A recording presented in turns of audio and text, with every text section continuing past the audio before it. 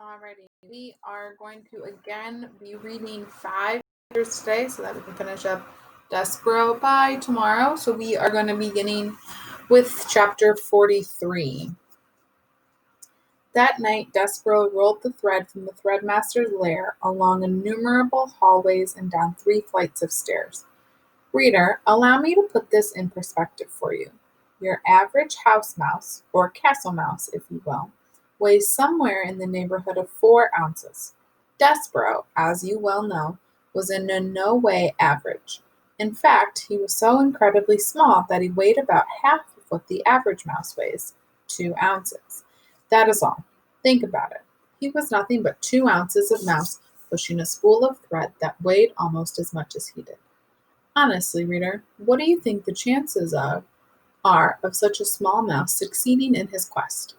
Zip, zero, nada, goose eggs. But you must, when you are calculating the odds of the mouse's success, factor in his love for the princess. Love, as we have already discussed, is a powerful, wonderful, ridiculous thing capable of moving mountains and spools of thread. Even with the love and purpose in his heart, Despereaux was very, very tired when he reached the door to the castle kitchen at midnight. His paws were shaking and his muscles were jumping, and the place where his tail should be was throbbing.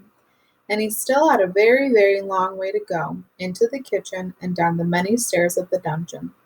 And then, somehow, some way, through the rat-filled darkness of the dungeon itself, not knowing where it was going. And, oh, reader, when he stopped to consider what lay ahead of him, Despereaux was filled with an icky feeling of despair.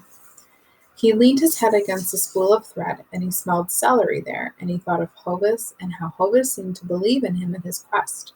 So the mouse raised his head and squared his shoulders and pushed the spool of thread forward again into the kitchen when he saw, too late, that there was a light burning. Despereaux froze. Cook was in the kitchen. She bent over the stove. She was stirring something. Was it a sauce? No. Was it a stew?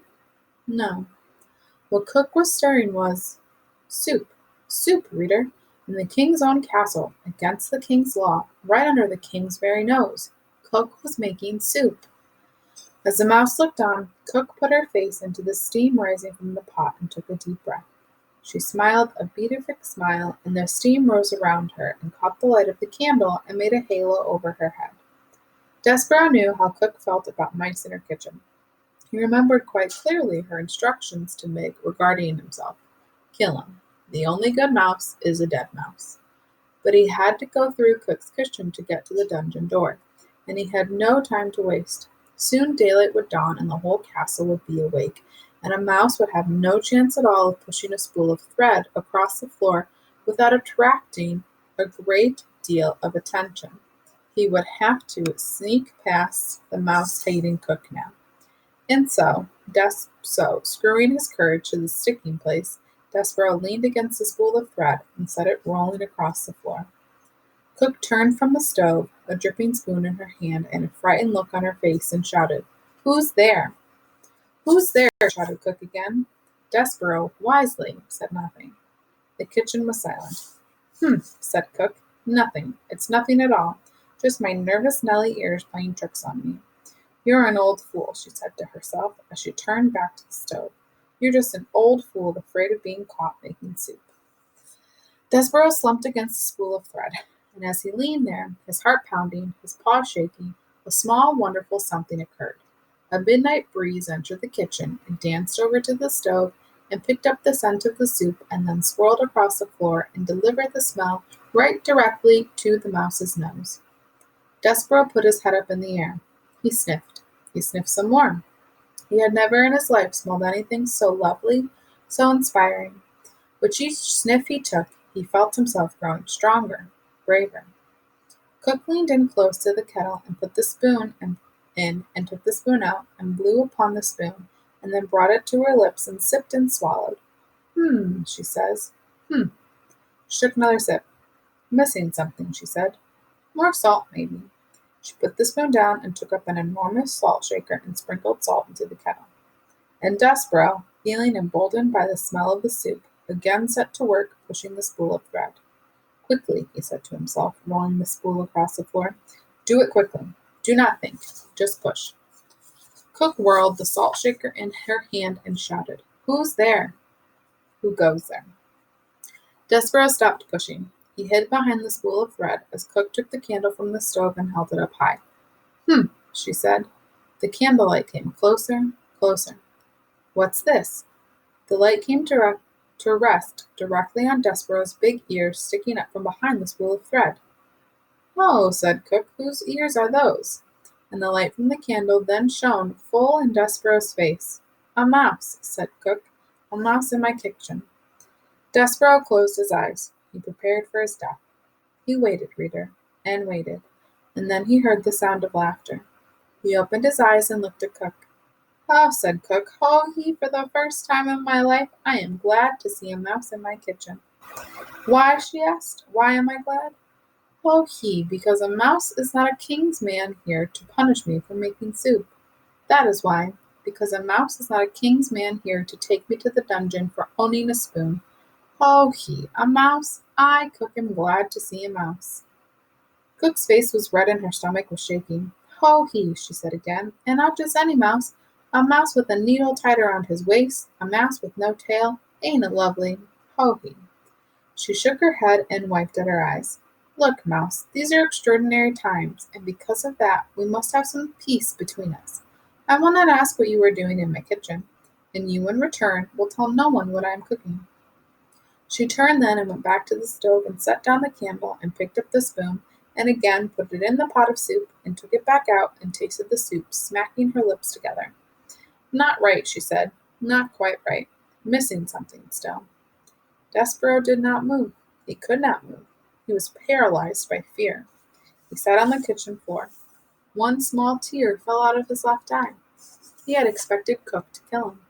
Instead, reader, she had laughed at him, and he was surprised how much her laughter hurt. Cook stirred the soup and then put the spoon down and held up the candle and looked over at Despereaux. "What are you waiting for?" she said. "Go, go, go. There will never be another opportunity for a mouse to escape from my kitchen unharmed."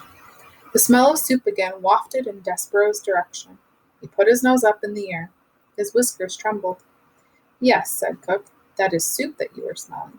The princess, not that you would know or care, is missing, bless her good-hearted self, and these times are terrible. And when times are terrible, soup is the answer. Don't it smell like the answer?" "Yes," said Despereaux. He nodded. Cook turned away from him. She put the candle down and picked up her spoon and started to stir. "Oh," she said, "these are dark days." She shook her head. "And I'm kidding myself.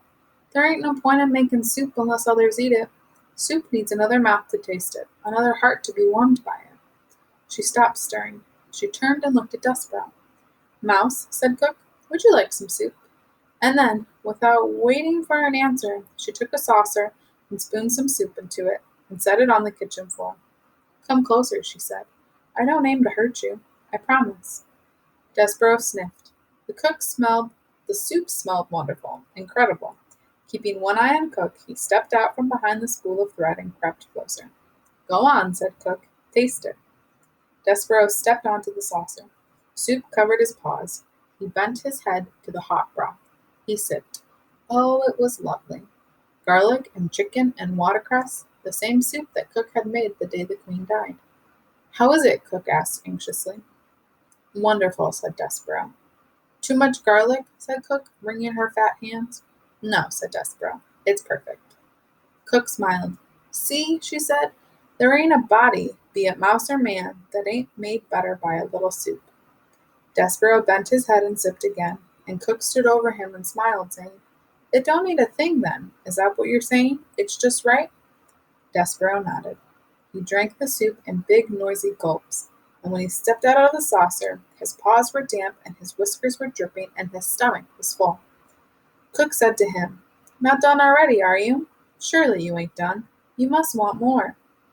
"I can't," said Despereaux. "I don't have time. I'm on my way to the dungeon to save the princess." "Oh, Cook laughed. "You, a mouse, are going to save the princess?" "Yes," said Despereaux. "I'm on a quest." "Well, don't let me stand in your way."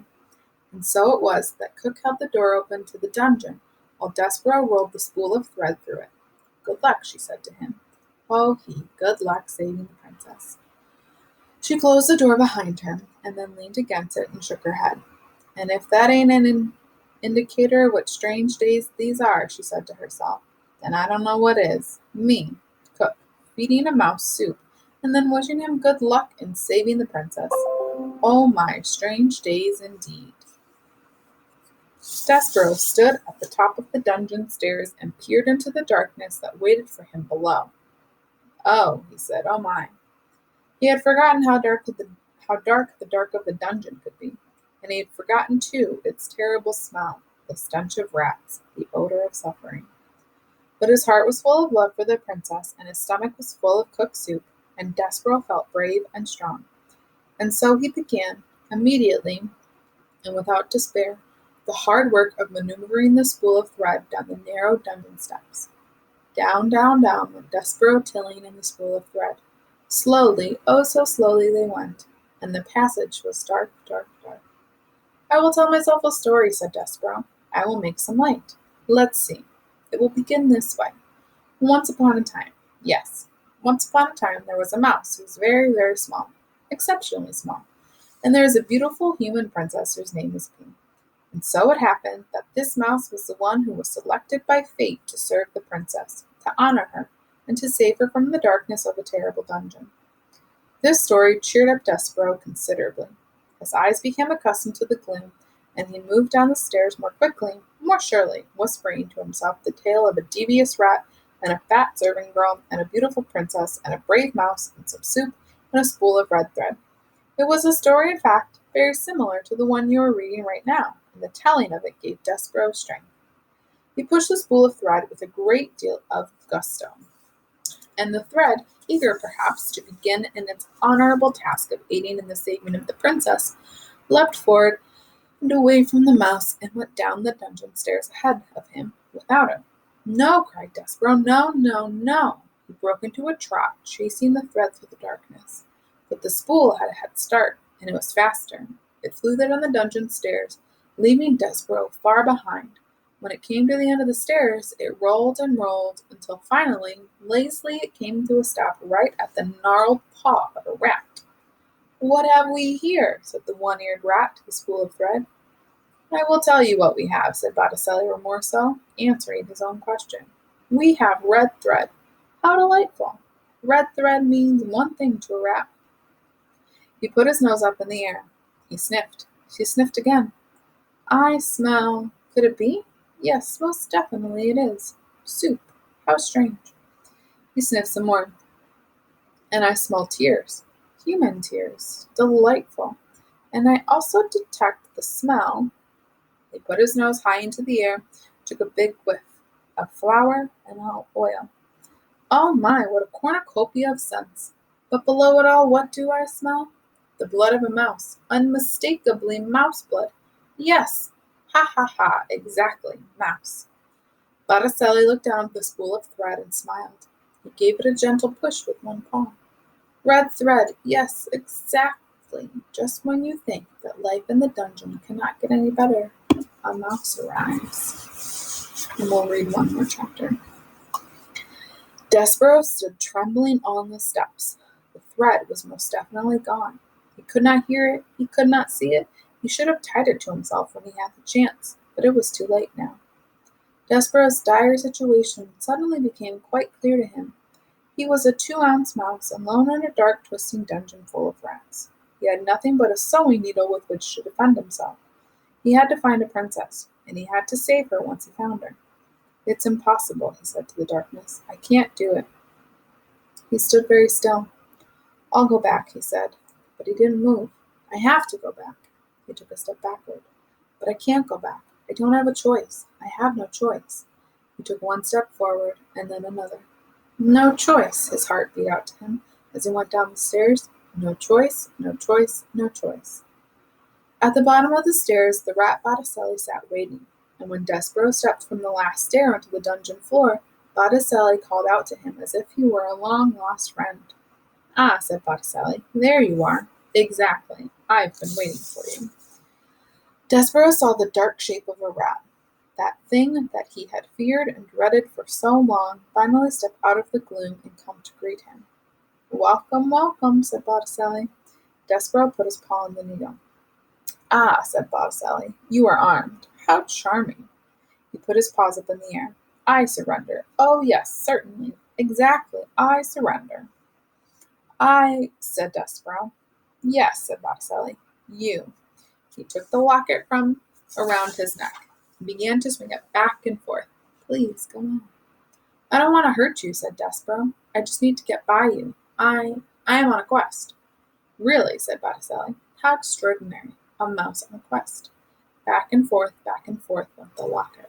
A quest for what? A quest to save the princess. The princess, said Botticelli. The princess, the princess. Everything seems to be about the princess these days. The king's men were down here searching for her, you know. They didn't find her. That goes without saying. But now a mouse has arrived, and he is on a quest to save the princess. Yes, said Despereaux. He took a step to the left of Botticelli. How inspiring, said Botticelli. He lazily took a step to his right, blocking Despereaux's way. Why the hurry, little friend? Because, said Despereaux, I have to. Yes, you have to save the princess. Exactly. But before you save her, you must find her, correct? Yes, said Despereaux. What if, said Botticelli, what if I told you that I know exactly where the princess is? What if I told you that I could take you right directly to her? Said Despereaux. His voice shook. His paw on the needle trembled. Why would you do that? Why would I do that? Why would I help you? Why, to be of service, to do my part for humanity, to aid in the saving of a princess. But you are a rat, supplied Botticelli. Yes, I am a rat, and I see by your trembling that you are greatly exaggerated. Rumors of our evil nature have reached your oversized ears. Yes, said Despereaux. If, said Botticelli, swinging the locket back and forth, if you allow me to be of assistance, you will be doing me a tremendous favor. Not only can I do a good deed for you and for the princess, but my actions will help dispel this terrible myth of evil that seems to surround rats everywhere. Will you let me assist you? Will you let me assist myself and my kind? Reader, was it a trick? Of course it was. Botticelli did not want to be of service. Far from it. You know what Botticelli wanted. He wanted the others to suffer. Specifically, he wanted this small mouse to suffer. How best to do that? Why, take him right directly to what he wanted, the princess. Let him see what his heart desired, and then, and only then, faced with what he loved, would Despereaux die. And at the end of it all, how tasty the mouse would be, seasoned with hope and tears and flour and oil and thwarted love. My name, little friend, is Botticelli or Morceau, and you may trust me. You must trust me. Will you tell me your name? Despereaux. Despereaux Tilling. Despereaux Tilling. Take your paw from your weapon. Come with me. Despereaux stared at him. Come, come, said Botticelli. Let go of your needle. Take hold of my tail. I will lead you to your princess. I promise. What, reader, in your experience is the promise of a rat worth? That's right. Zero, zip, nada, goose eggs. But I must ask you this question too. What else was there for Despereaux to hold on to? You are right again. Nothing. And so the mouse reached out. He took hold of the rat's tail. And we will continue reading tomorrow.